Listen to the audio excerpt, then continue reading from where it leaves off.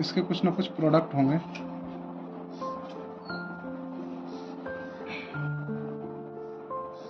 Office होगा,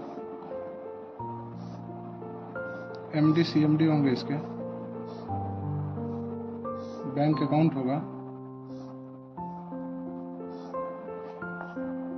और expenses होगा। ये सारा जो है वो सेंट्रलाइज सिस्टम का पार्ट है, जिसके अंदर किसी भी एक बॉडी के द्वारा उसको ऑर्गेनाइज किया जा रहा है। लेकिन अगर डिसेंट्रलाइज की बात करें तो यहाँ कोई कंपनी नहीं होता, इसके अंदर कोई प्रोडक्ट नहीं है, फिजिकल कोई भी प्रोडक्ट नहीं है, सारे डिजिटल प्रोडक्ट होंगे। ऑफिस पूरे वर्ल्ड में कहीं भी इसका कोई ऑफिस नहीं है, इसका कोई भी एमडी सीएमडी नहीं है, इसका क्रिएटर होता है जो आविष्कारक होता है। बैंक अकाउंट नहीं है और एक्सपेंसेज भी इसका नहीं है। यानी अगर हम डिस्ट्रीब्यूशन की बात करते हैं तो यहाँ पे जो डिस्ट्रीब्यूशन होगा वो 8% से लेके और ज़्यादा से ज़्यादा 15 या 20% मान के चलिए, लेकिन यहाँ जो डिस्ट्रीब्यूशन होगा वो 100% होगा। ये दोनों में डिफरेंसेस हो गया, सेंट्रलाइज सिस्टम और डिसेंट्रलाइज सिस्टम। अब चलते हैं ब्लॉकचेन। जो ब्लॉकचेन क्या होता है?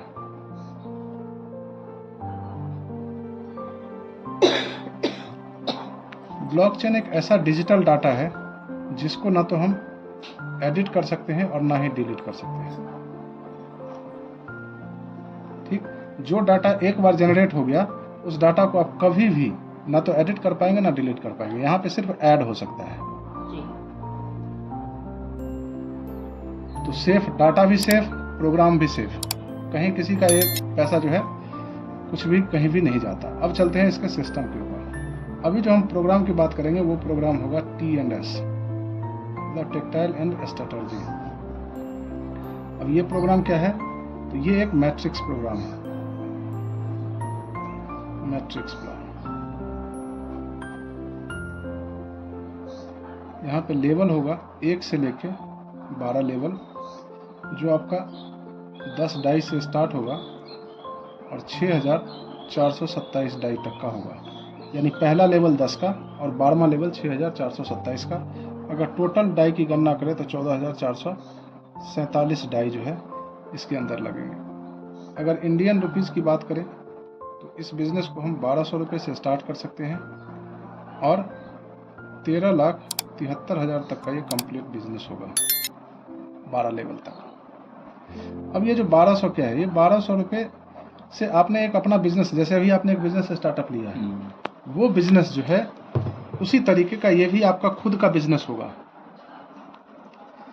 अब चलते हैं इसके मैट्रिक्स में, जो कैसे कैसे मैट्रिक्स है, जो 12 लेवल है उसके अंदर क्या क्या है। तो ये जो 12 लेवल है इसको 2 स्ट्रक्चर में बांटा गया है, 2 मैट्रिक्स के तहत। एक का नाम है S6 और दूसरे का नाम है S3। इसी पे है सारा खेल। 12 में से 8 स्ट्रक्चर जो होंगे वो S6 के होंगे और 4 स्ट्रक्चर जो होंगे वो S3 के होंगे। टोटल हो गया 12। अब जो 8 स्ट्रक्चर है इसमें अर्निंग कैसे आती है? तो एक तो सेल्फ के द्वारा, दूसरा आपके डाउनलाइन के करने से। इसी 2 तरीके से इनकम जो है वो किसी भी सिस्टम में, सेंट्रलाइज सिस्टम में आता है। डाउनलाइन मींस जैसे जो हमने अपने नीचे आपने जोड़ा। लेकिन यहाँ पे जो अर्निंग है ये आपके अपलाइन से भी आएगी और क्रॉस लाइन से भी आनी है। ठीक है, ये इसकी विशेषता है। जो अपलाइन, यानी अगर आपके अपलाइन ये हैं तो इनसे भी आपके पास अर्निंग आएंगी, और क्रॉस लाइन का मतलब हुआ इनके जो दूसरे रेफरल हैं उनके से भी आपको अर्निंग आ रही है। उसी से इनको 3 लोग और इनकम आ चुकी है अभी। अब S3 के अंदर क्या है? जो आपको या तो सेल्फ से पैसा आएगा या फिर डाउनलाइन के द्वारा आएगा। दोनों स्ट्रक्चर में ये बेनिफिट है। S6 में चारों से पैसा आ सकता है, S3 के अंदर या तो खुद करने से या डाउनलाइन के करने से। अब हम चलते हैं S6 है क्या।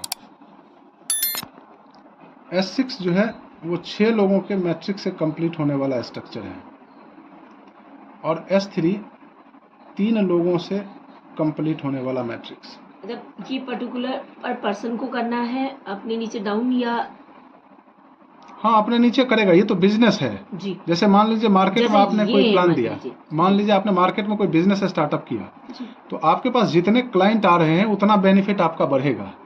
अगर आपने प्रोडक्ट मार्केट उसके अंदर रख के दुकानों को और उसका शटर बंद कर दिया तो वहाँ तो कोई बिजनेस का जो है वो नहीं आया। लेकिन उस स्थिति में भी यहाँ अपलाइन और क्रॉस लाइन से जो है आपके पास पैसा आ जाता है। अब इसको समझिएगा, जो S6 है, S6 के अंदर जैसे ही पहला पर्सन रेफर होता है और दूसरा यानी A और B, तो इसका बेनिफिट जो है वो चला जाएगा अपलाइन को। अगर आपने किया तो अपलाइन को हो जाएगा, आपके नीचे वाले कर रहे हैं तो आपको चला जाएगा।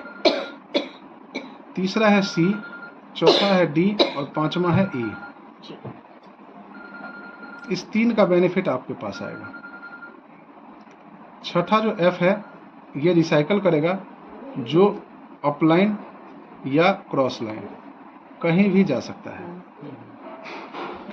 S3 के अंदर जो पहला पर्सन होगा A और दूसरा पर्सन होगा B, इस दोनों का बेनिफिट आपको मिलेगा।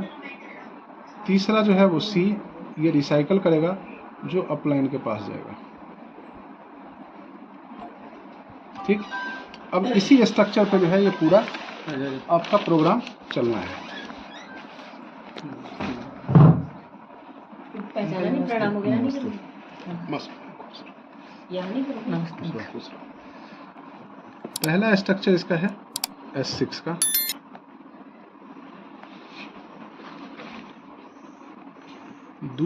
दूसरा स्ट्रक्चर भी होगा S6 का। मेन चीज यही समझ लेना। और तीसरा स्ट्रक्चर जो इसका है वो S3 का है। यानी हर 2 S6 के बाद तीसरा स्ट्रक्चर जो बनेगा वो S3 बनेगा, फिर चौथा पांचवा S6 बनेगा, छठा जो है वो S3 बन जाएगा। तो जितना S6 आपका है वो समझिए जो उतने ही ज़्यादा बेनिफिशियल रहेगा अपने अपलाइन से कमाने का। अब S6 का पहला स्ट्रक्चर, इसकी वैल्यू है 10 डाई की। दूसरा स्ट्रक्चर 18 डाई। तीसरा स्ट्रक्चर 32.40 डाई। यानी टोटल जो है वो 60.40 प्लस पोल यानी मैटिक, इसकी वैल्यू हो गई 6000। अब हम चलते हैं पहले स्ट्रक्चर का। इसमें से एक बेनिफिट और है जिसको हम समझते हैं रॉयल्टी। रॉयल्टी जो है वो इसका जितना भी स्लॉट है उसका 10% जो है वो तुरंत चला जाएगा रॉयल्टी फंड के अंदर। ये तुरंत डिस्ट्रीब्यूट हो जाएगा जितने भी रॉयल्टी अचीवर होंगे। तो 10 का 10% कितना हो गया, 1 डाई। तो यहाँ डिस्ट्रीब्यूशन जो होगा within a microsecond 9 die का होगा। जिसको भी जाएगा तो 9 ही जाएगा। दूसरे में से 16.20 और तीसरे का जो है डिस्ट्रीब्यूशन होगा 29.16 यानी 54.36 डाई का डिस्ट्रीब्यूशन पर स्ट्रक्चर में ये होगा। अब कैसे कैसे ये बढ़ता है, जैसे ही ये आपने अपना स्ट्रक्चर ले लिया तीसरे से ही आपका स्ट्रक्चर है। अब जैसे पहले पर्सन को आपने 6000 से ऐड किया सिस्टम के अंदर, तो आपके पहले स्ट्रक्चर में ये व्यक्ति फिल हो गया A।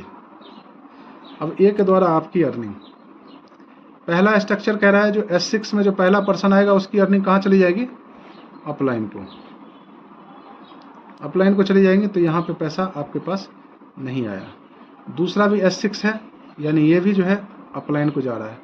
लेकिन तीसरा जो है आपके पास आ जाएगा 29.16 यानी पहले व्यक्ति से 29.16 आपके पास आया और 25.20 ये चला गया अपलाइन को।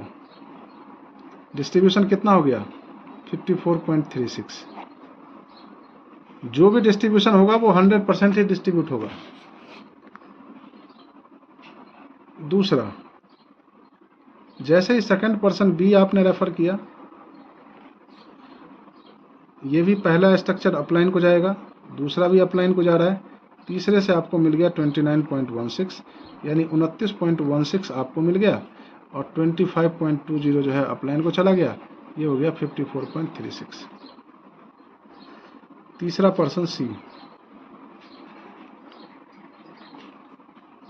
C के द्वारा पहले से आपके पास आ जाएंगे 9 डाई। अब यहाँ से C, D और E, इसका 3 का पैसा आपके पास आएगा। दूसरे से आएगा 16.20 और तीसरा जो है यहाँ पे स्ट्रक्चर रिसाइकल हो जाएगा। रिसाइकल होकर कहाँ चला जाएगा, अपलाइन को। तो यहाँ पे आपके पास जो आएगा वो 25.20 और अपलाइन के पास चला गया 29.16, डिस्ट्रीब्यूट हो गया 54.36। चौथा पर्सन आ गया डी। पहले से 9, दूसरे से 16.20 और तीसरे से 29.16 यानी 54.36। यहाँ अपलाइन के पास कुछ भी नहीं जाएगा, टोटल का टोटल आपके पास आ गया चौथे पर्सन से। पांचवा पर्सन,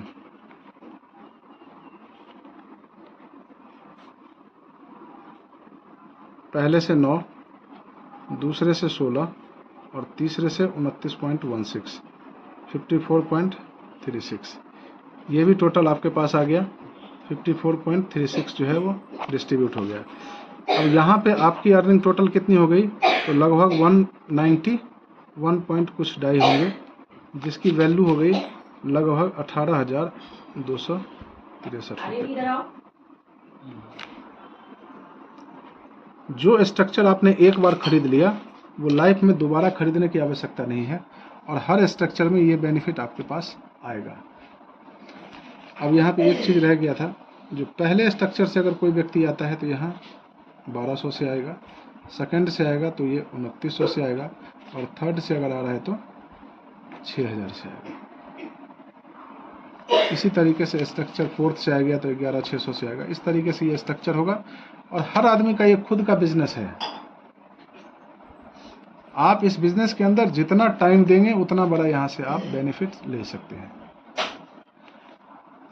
और दूसरी बड़ी चीज, जितना आपके पास S6 स्ट्रक्चर होगा उतने ही बड़े स्ट्रक्चर में आप अपने अपलाइन का भी बेनिफिट ले पाएंगे, और अपने क्रॉस लाइन का भी।